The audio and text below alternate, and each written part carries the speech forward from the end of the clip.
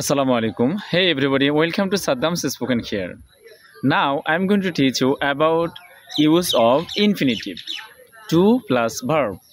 To go, to sleep, to eat, etc. আমরা আমাদের দৈনন্দিন জীবনে যে সমস্ত কথা বলি, যেমন আমি খেতে চাই, আমি যেতে চাই, আমি ঘুমোতে চাই, এইটার স্ট্রাকচার কীভাবে হবে আর এটাকে কী বা বলে ইংলিশে, চলুন আমরা প্র্যাকটিস করে নিই। আমি যদি বলি আমি খেতে চাই, আই ওয়ান্ট টু ইট। আমি যেতে চাই, আই ওয়ান্ট টু গো। আমি যেতে চাই। আমি ঘুমোতে চাই, আই ওয়ান্ট টু স্লিপ।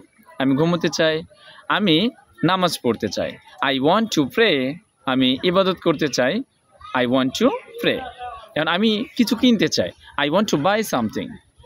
তাহলে ভার্বের শুরুতে যদি টু আসে, এই জিনিসটাকে আমরা বলবো ইনফিনিটিভ। আর ইনফিনিটিভে বাংলাতে আসে তে তে তে, এই কথাটি। যেমন আমি খেতে চাই, আমি যেতে চাই, আমি ঘুমোতে চাই। এই তে কথা দিয়ে যদি কোনো বাক্য আসে, তাহলে অবশ্যই আমাদেরকে ইনফিনিটিভ ইউজ করতে হবে।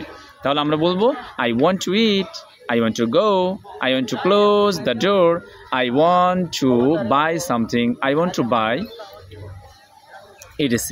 Okay, now practice yourself.